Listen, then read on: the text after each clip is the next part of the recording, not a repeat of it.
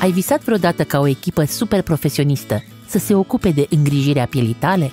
Forever are exact ce-ți dorești.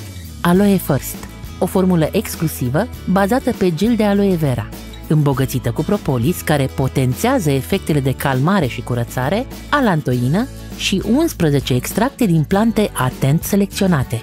Toate aceste componente acționează sinergic, cu beneficii maxime.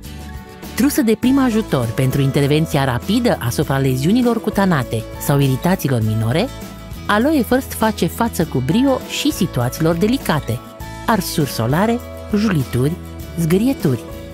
Poate fi aplicat imediat după epilat sau ras.